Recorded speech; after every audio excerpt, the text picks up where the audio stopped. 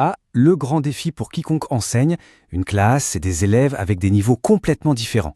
On en a qui comprennent tout de suite et puis d'autres pour qui ça prend un peu plus de temps. Alors la question c'est, comment on fait pour que tout le monde suive, pour ne laisser personne sur le bord de la route? Voilà la question qui est vraiment au cœur du métier. Comment est-ce qu'on peut créer un espace, une ambiance de classe où chaque élève, avec son propre rythme, son propre bagage, peut vraiment s'épanouir? C'est ce qu'on va explorer ensemble. Eh bien, figurez-vous qu'il y a une réponse à ça. Une approche qui est à la fois structurée et vraiment puissante. Et elle a un nom, la pédagogie différenciée. Alors voyons voir ce qui se cache derrière ce terme. Ce qui est super intéressant avec cette approche, c'est l'équilibre qu'elle propose. En fait, l'idée, c'est pas du tout d'abaisser le niveau ou les attentes, non. C'est plutôt de proposer plusieurs chemins pour arriver à la même destination. L'objectif final reste commun pour toute la classe, mais les parcours pour y arriver, eux, deviennent flexibles, adaptés. Et c'est là que réside toute la force de cette méthode. Attention, petite nuance importante ici à ne surtout pas confondre. Différencier, ça ne veut pas dire préparer 30 cours différents pour 30 élèves. Soyons clairs, ce serait juste impossible à gérer. Non, différencier, c'est proposer, à l'intérieur d'une même leçon, différentes façons d'apprendre. L'individualisation pure, ça, ce serait un parcours totalement à part pour chacun. La différenciation, elle, arrive à faire le pont entre le groupe et l'individu. Bon, la théorie, c'est bien beau. Mais en pratique, sur le terrain, on fait comment? Parce que c'est ça qui compte. Alors, on va découvrir ensemble 3 stratégies vraiment fondamentales. C'est un peu comme une boîte à outils de base pour se lancer. Voilà nos 3 piliers. D'abord, des exercices déclinés en plusieurs niveaux. Ensuite, des plans de travail pour que les élèves gagnent en autonomie. Et enfin, des fiches d'aide pour un petit coup de pouce immédiat. Allez, on commence par la première stratégie. L'idée est toute simple, mais alors d'une efficacité redoutable. On part d'un exercice de base et on le décline. Un premier niveau pour être sûr que les fondamentaux sont bien là, avec un peu plus d'aide. Un deuxième niveau pour l'application en autonomie, ce qui concernera la plupart des élèves.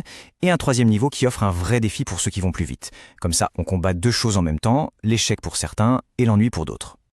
Le plan de travail, ça c'est vraiment l'outil de l'autonomie par excellence. Chaque élève reçoit une sorte de feuille de route avec des objectifs très clairs. Ça permet de suivre la progression de chacun de manière très fine et surtout, ça responsabilise énormément l'élève. Il devient vraiment acteur de son propre apprentissage. Ah, ces fiches, ce sont de vraies bouées de sauvetage.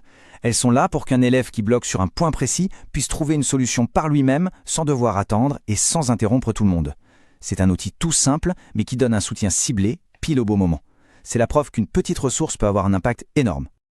Ok, donc on a nos stratégies. Mais pour qu'elles fonctionnent à plein, il faut que l'environnement de la classe suive le mouvement.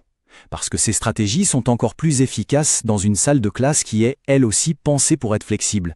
Voyons un peu les éléments clés.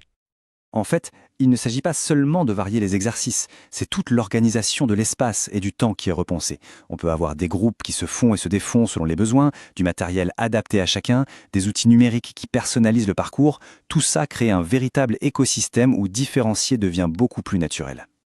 D'accord, tout ça c'est super, mais concrètement, est-ce que ça marche? Qu'est-ce que ça change pour les élèves? Pourquoi est-ce que c'est si important pour leur réussite? Eh bien, les bénéfices sont non seulement clairs, mais aussi mesurables.